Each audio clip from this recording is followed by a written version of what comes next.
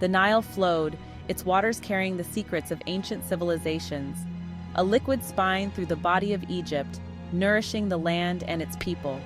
Alexandria, a jewel upon its banks, glittered with the promise of power and knowledge. Here, Cleopatra was born, a princess of the Ptolemaic dynasty, her destiny entwined with the fate of a kingdom. Her birth was celebrated, but her future was uncertain. But the whispers on the wind spoke of more than lineage. They carried tales of her intelligence and potential.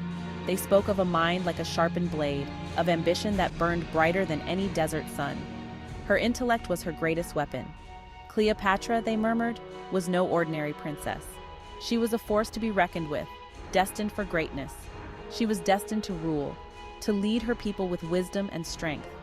Cleopatra's childhood was a brutal education in the art of survival. She learned quickly that the palace was a place of danger and intrigue. Palace intrigue was a dangerous game, and power, a fickle mistress.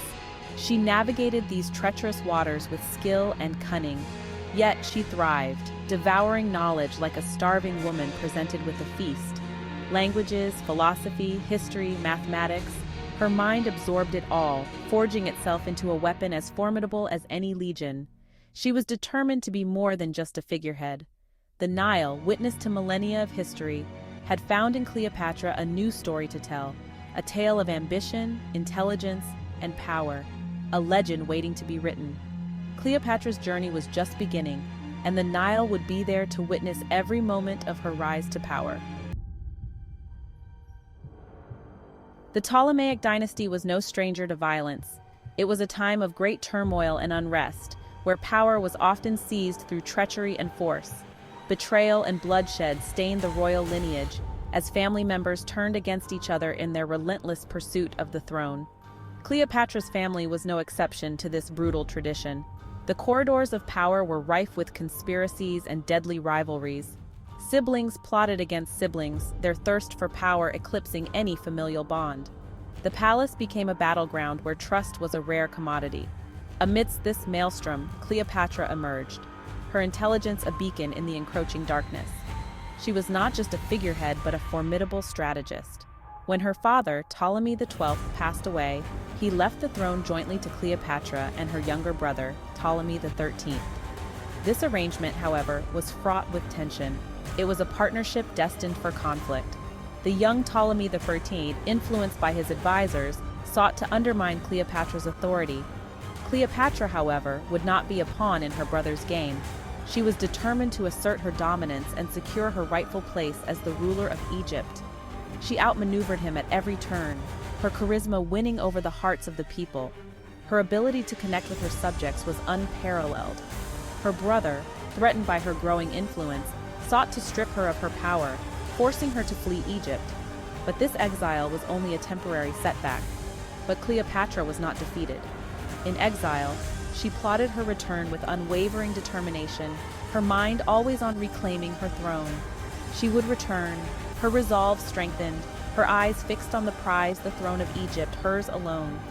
Cleopatra's journey was far from over. It was just beginning.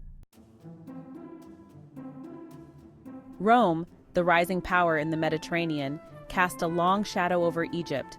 Julius Caesar, a general of unmatched ambition, arrived in Alexandria, drawn into the conflict between Cleopatra and her brother.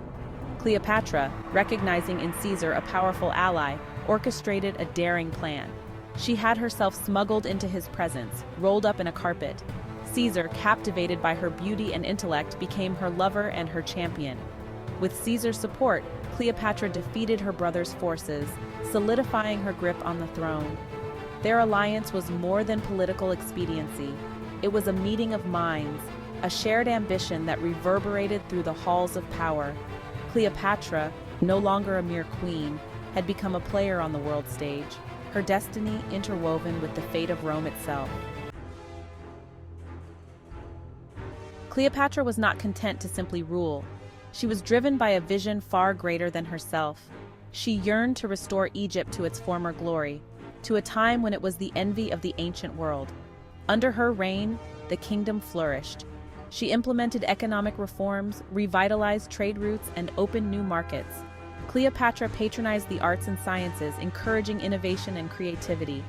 The Library of Alexandria, a beacon of knowledge in the ancient world, thrived under her patronage, becoming a center for learning and culture.